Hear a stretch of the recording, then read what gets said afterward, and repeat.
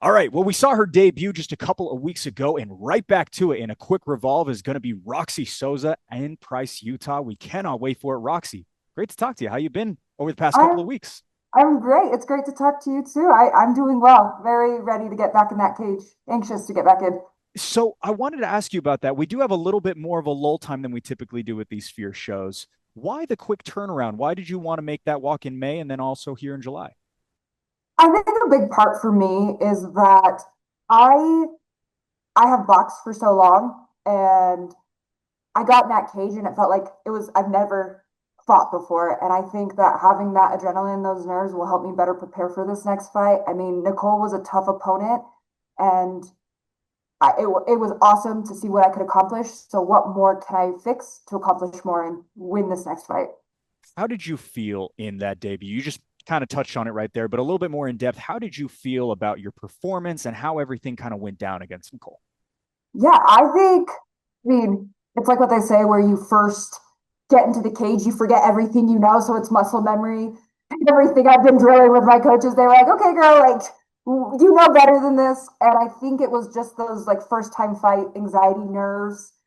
Because now that I've stepped in the cage, I feel like I'm more prepared for this next fight because I know what that feeling is going to be. You talked about muscle memory. I think that's very interesting for you specifically because of all of your years that you've invested in boxing as well, which I apologize if I sounded like a broken record talking about your boxing in your debut because we knew so much about that. We didn't know a whole lot about what to expect in terms of the debut. But Yeah, talking about the muscle memory, how did your muscle memory kind of lend to your performance in there against Nicole?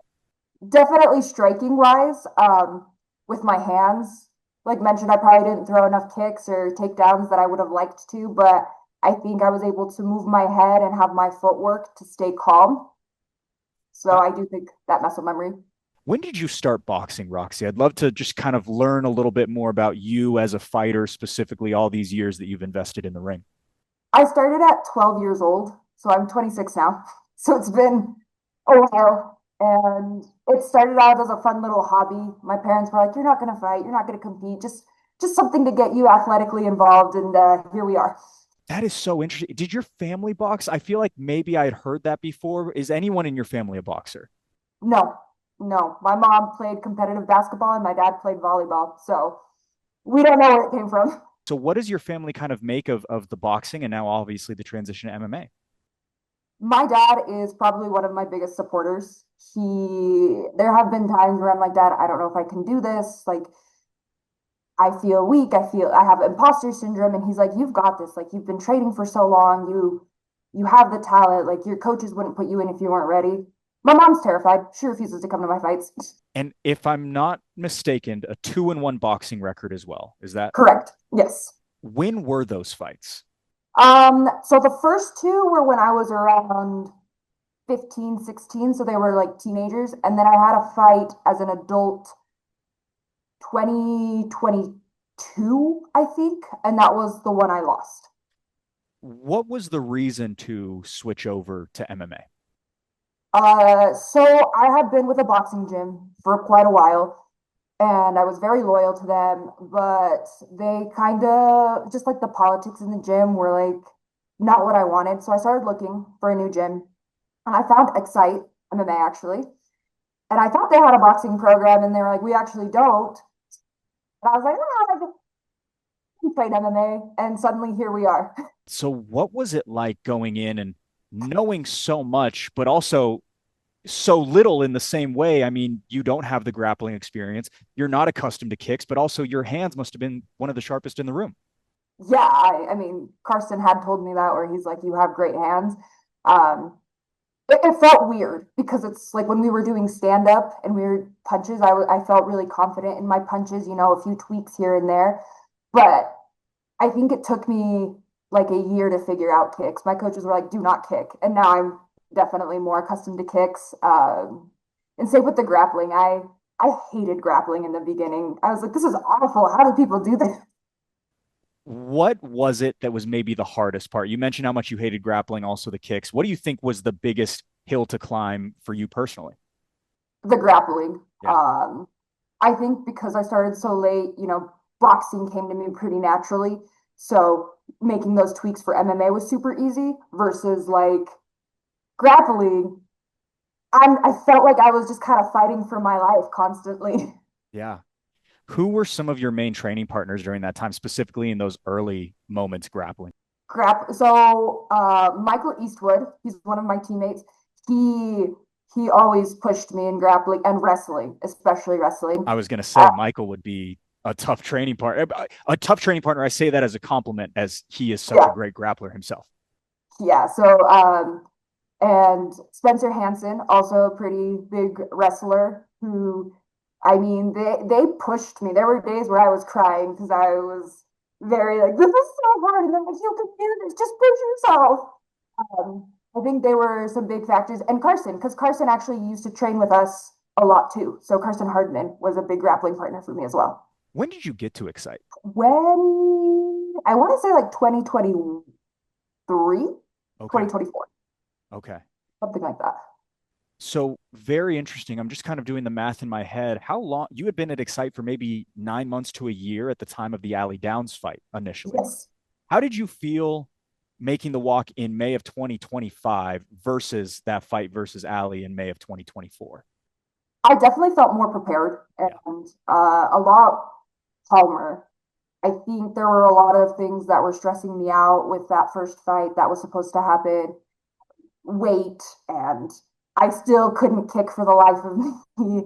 Um, so versus this time around, I do think I have some pretty solid kicks. I mean, I'm not going to say I'm a great kicker, but I do think I have some solid kicks, and I wasn't as worried about my weight. Do you think you've been able to add all of these new skills to your arsenal? And you talked about it being muscle memory in that first fight versus Nicole, but how confident are you that you're going to be able to kind of put a little bit more light on these other assets that you now have in this second fight in Price? I feel pretty confident just in the sense that, like, now that I've made the walk, I was in the cage, I'll be able to actually know what those feelings are and not just get in my own head. Yeah. I want to talk a little bit more about the Nicole fight because I learned after the fact, and then I confirmed it with you that you had suffered an injury mid fight Yes. and it was in your Yes. shoulder. I'm Yeah. It was my lead hand shoulder, so my left shoulder. What was that like dealing with that in the fire of your debut fight? I think it was kind of one of those things where you're like everything that could go wrong went wrong. I felt really confident in that first round, and at one point I threw a punch and suddenly my shoulder was on fire. Later found out I had a high grade tear. I was like, do I keep throwing this and worry about it later? But it's like I slowed down a lot more because of that injury. It was in the first round. Was it a jab? I'm assuming. What was it that Yes, it was the jab. I think it's the one that nicked her a little bit. So I was like, well, at least it was worth it. so when you go back to the stool, are you letting Mike and Carson know or what's kind of going on? Yes, I did. Mike and Carson were both kind of saying like, "Where are your jabs? Like you were doing so good." And I was like, "My shoulder is on fire," because I had been dealing with this injury. I had been practicing with K tape and making sure I was icing and massaging after every practice.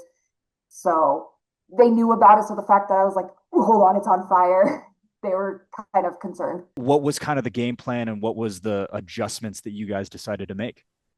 I think the adjustments were to throw more straights or crosses. And that was the plan, but it's a lot harder when it's like that backhand because you want to set it up with your jab. And then, I mean, Mike told me, especially at the end of the third round, like to take risks.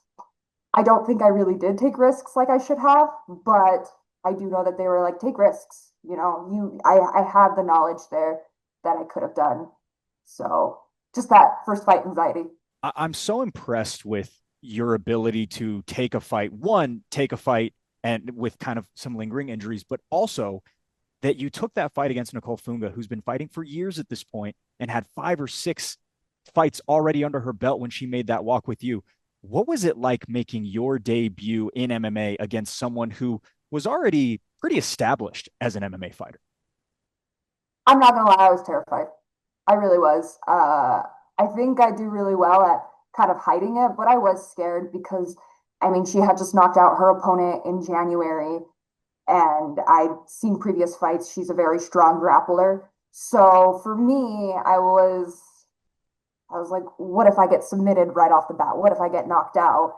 All those fears where my coaches were like, no, like trust in yourself. You're not going to have that happen.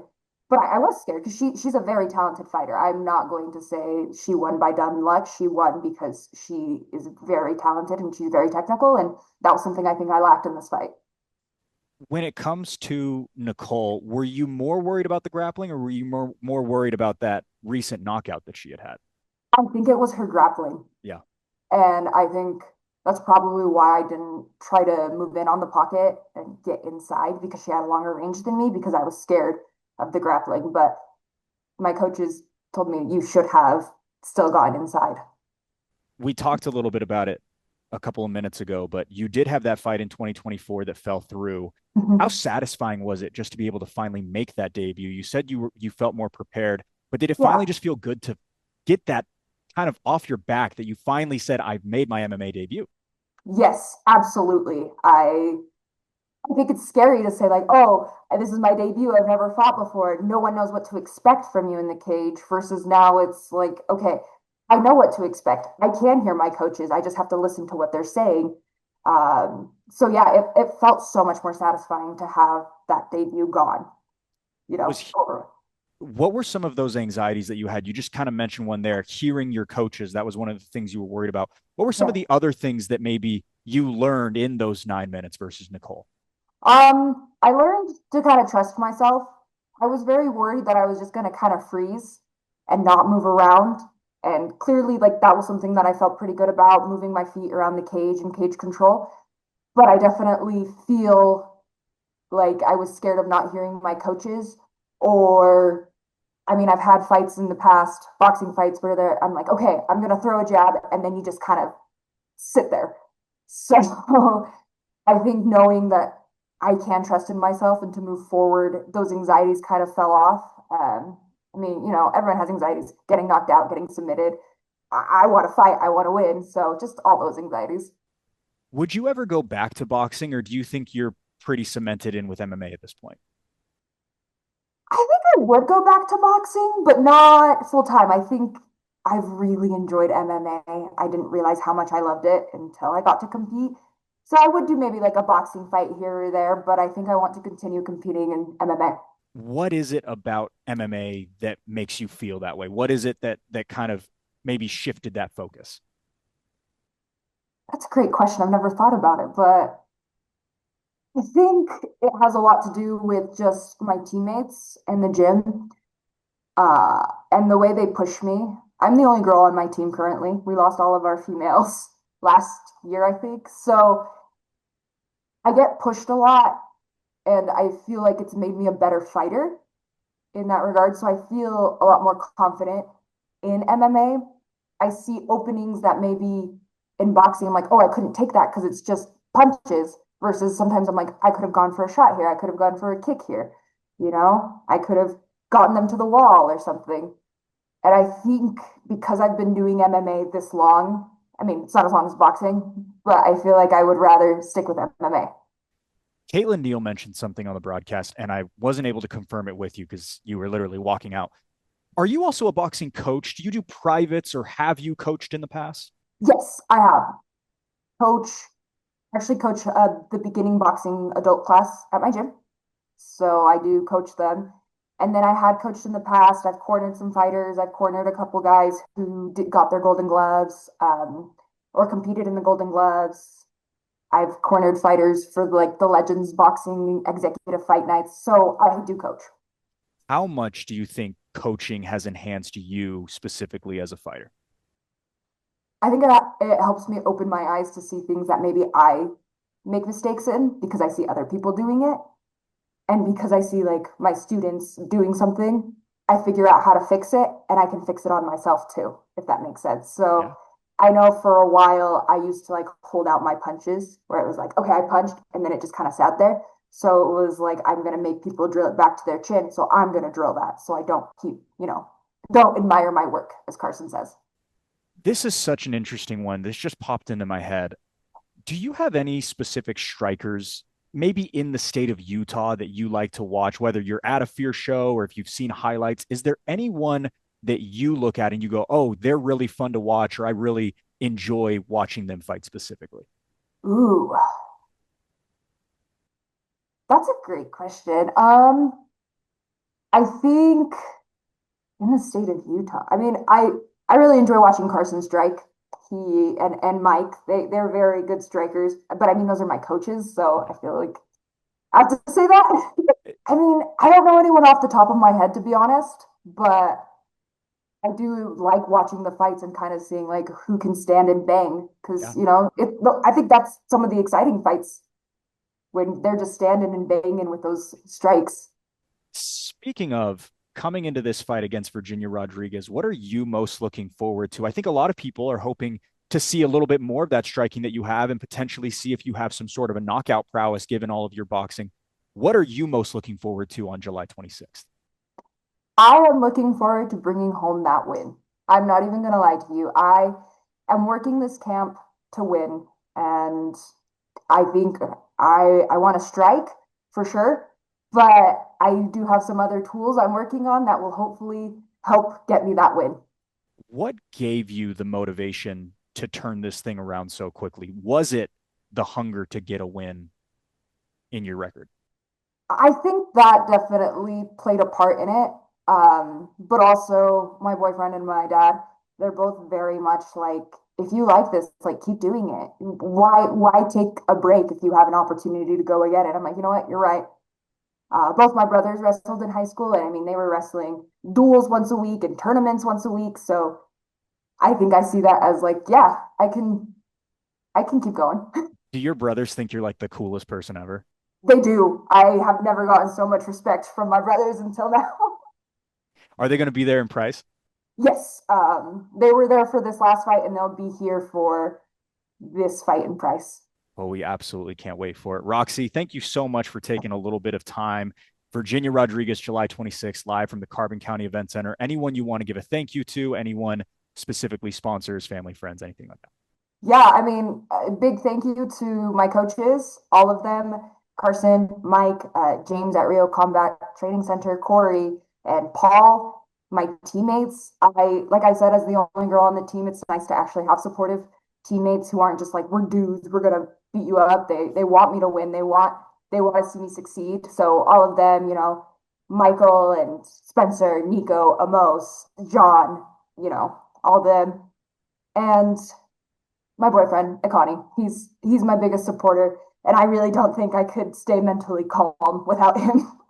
Really looking forward to it. Roxxi Sosa, live from the Carbon County Event Center, July 26th. Tickets on sale now at fiercefightingchampionship.com. Roxy, thank you so much for the time. Awesome. Thank you so much.